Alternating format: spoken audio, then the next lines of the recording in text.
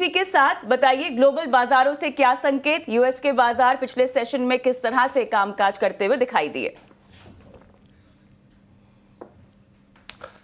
कविता, good morning. और आपको भी टीना स्वदेश के वर्षगांठ की ढेर सारी बधाई, शुभकामनाएं। सच में देखिए, ये सफर हमने साथ साथ शुरू किया था और यकीन नहीं होता है कि 4 साल बीत चुके हैं ये चैनल को शुरू किए। और इन 4 सालों में बाकी चीजें हमने जीती चाहे ना जीती हूँ, लोगों का दिल हमने, लोगों का भरोसा हमने जरूर जीता है। और उम्मीद करते हैं कि ये जो भरोसा है ये आगे कई वर्षों तक, कई दशकों तक हमारे साथ लोगों का बना रहेगा। और इस प्यार के चलते ही हम जो साफ सुथरी कंटेंट, जो unbiased news, unbiased stock analysis जो लेकर आते हैं वो आगे भी लेकर आते रहेंगे। तो एक बार फिर से सबको बधाई। और मैं इटनो स्वदेश के दर्शकों को भी इस बात की बधाई देना चाहूंगा क्योंकि असली सफर के साक्षी हमारे वही रही हैं। लेकिन चलिए शुरुआत कर लेते हैं ग्लोबल बाजारों से कविता। और अमेरिकी बाजारों से अगर हम संकेतों की बात करें, देखिए वहां पर शटडाउन का आज है तीसरा दिन, शुक्रवार तीसरा दिन है शटडाउन का। लेकिन अमेरिकी बाजारों में धीरे धीरे करके तेजी जारी है। और डाउ जोन्स कल भी हमने देखा कि 78 अंक चढ़ा है। नेस्डेक में करीब करीब 88 अंकों की तेजी रही है क्योंकि जो एआई रिलेटेड जो स्टॉक्स हैं, एनवीडिया या फिर एएमडी, वहां पर कल के सत्र में हमने अच्छी तेजी देखी है। 2 दिन की हम बात करेंगे क्योंकि हमारे बाजार कल दशहरा के मौके पर बंद थे, विजयादशमी के चलते। तो 2 दिनों में डाउ जोन्स 120 अंक चढ़ा है। और नेस्डेक की अगर हम बात करें तो नेस्डेक की जो तेजी रही है 180 अंकों के आसपास की रही है। एनवीडिया रिकॉर्ड हाइस पर चला गया है। कल हालांकि 1% की तेजी रही, लेकिन उसके पहले तेजी ज्यादा रही है। और एएमडी की बात करें, जो एक और चिप मेकर है, एक और एआई रिलेटेड कंपनी है, उसमें रही है तेजी करीब 3% के आसपास की। लेकिन शटडाउन के चलते कहीं ना कहीं निवेशकों के मन में एक चिंता ये भी है कि आगे पॉलिसी के फ्रंट पर क्या होगा, महंगाई को लेकर क्या और हम बुरी खबरें देखेंगे, लेबर मार्केट में क्या सुस्ती गहराएगी, ये तमाम चीजें हैं। हालांकि पहले हमने कभी भी कोरिलेट करके शटडाउन को बाजारों से नहीं देखा, लेकिन इस बार चूंकि इकोनॉमी की स्थिति थोड़ी सी अलग है, टैरिफ के चलते दुनिया भर के देश परेशान है और अमेरिका में भी ये आवाज उठ रही है कि अमेरिका की ग्रोथ पर इससे हिट आएगा, उसके चलते ये चर्चा करना जरूरी है। अमेरिका के ट्रेजरी सेक्रेटरी यानी कि भारत में वित्त मंत्री के इक्विवेलेंट हैं स्कॉट बेसेंट, उनका स्टेटमेंट आया है। उन्होंने कहा है कि शटडाउन से जीडीपी पर, ग्रोथ पर हिट आ सकता है और अमेरिका पर भी उसका हिट संभव है, ये उन्होंने कहा है। लेकिन तनातनी चली रूलिंग जो पार्टी है रिपब्लिकन्स और डेमोक्रेट्स के बीच में, तो उसके चलते कोई समझौता बन नहीं पाया। और हो ये भी रहा है कि अब शटडाउन के चलते जो इकोनॉमिक जो डेटा आते हैं, जो इंडिकेटर का काम करते हैं, ना सिर्फ अमेरिका के लिए बल्कि दुनिया भर के बाजारों के लिए, वो डेटा भी कुछ समय तक नहीं आएंगे। सितंबर के जो नॉन फॉर्म पेरोल के जो आंकड़े आने वाले थे वो नहीं आएंगे, कुछ समय के लिए वो टल गए हैं। तो हम ये कह सकते हैं कि अभी शटडाउन जब तक वहां पर जारी रहता है तब तक वहां से जो क्यों हम आर्थिक आंकड़ों के फ्रंट पर लेते थे वो शायद अब नहीं आ पाएंगे। एशियाई बाजारों से बात करें, वहां से भी संकेत हम देख रहे हैं कि ठीक ठाक है।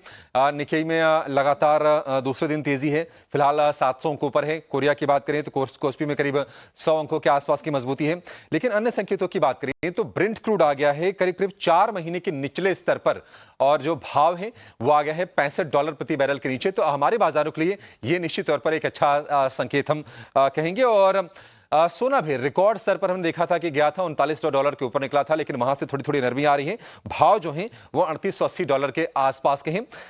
डॉलर इंडेक्स 98 के नीचे ही है, कोई ज्यादा उसमें चेंजेस है नहीं। लेकिन जो बॉन्ड यील्ड है हमारे लिए अच्छा संकेत है, बॉन्ड यील्ड का अमेरिका में नरम होना। तो जो 10 ईयर की यानी कि 10 साल की जो बॉन्ड यील्ड है वो गिर के आ गई है 4.1 के नीचे, यानी कि 4.09% की लेवल है।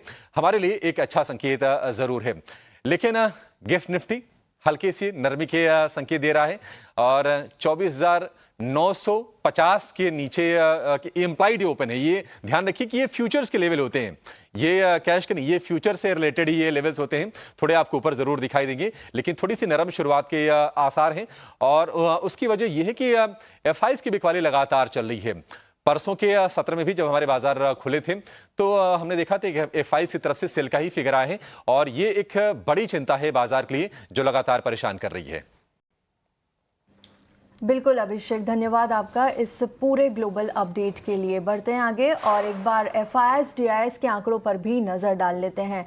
देख रहे हैं हम कि लगातार 8वें सेशन में एफआईआईएस ने कैश मार्केट में बिकवाली की। लास्ट सेशन में करीब 1605 करोड़ रुपए के शेयर्स बेचे, जबकि डीआईएस की ओर से लगातार खरीदारी जारी है। 2916 करोड़ की इन्होंने खरीदारी की है। एफआईआईएस इंडेक्स फ्यूचर्स में 128 करोड़ की, एफआईआईएस इंडेक्स ऑप्शन में 10,738 करोड़ की बिकवाली रही। वहीं स्टॉक फ्यूचर्स में 367 करोड़ और एफआईआईएस स्टॉक ऑप्शन में 154 करोड़ की खरीदारी हुई नजर आई। चलिए अब एक बार जोड़ लेते हैं हमारे गेस्ट। हमारे साथ जुड़ गए हैं रत्नेश गोयल जी। गुड मॉर्निंग रत्नेश, बहुत बहुत स्वागत है आपका ईटी नाउ स्वदेश और बाजार सवेरे में। सबसे पहले बताइए कि आज किस तरह का ट्रेंड निफ्टी और निफ्टी बैंक में नजर आ रहा है? गुड मॉर्निंग सभी दर्शकों को सुप्रभात। नहीं, बाजार में मुझे ऐसा लगता है कि जो लास्ट ट्रेडिंग सेशन में जो मोमेंटम बना था वो थोड़ा सा बरकरार रह सकता है। कहीं ना कहीं थोड़ा सा कुछ भी डीप रहता है तो मेरे हिसाब से यहाँ पे खरीदारी करने की सलाह रहेगी। और बैंक निफ्टी यहाँ पे से ऐसा लगता है कि थोड़ा सा आउट परफॉर्म कर सकती है, तो बैंक निफ्टी पे जरूर मेरी निगाह रहेगी। इस कारण से मेरी जो बाय की सलाह रहेगी उसमें बैंक का भी बाय कॉल है, तो एक कोटक बैंक बाय करने की सलाह है। इसमें 2030 का स्टॉप लॉस लगा के जो टारगेट बन सकता है वो 2110।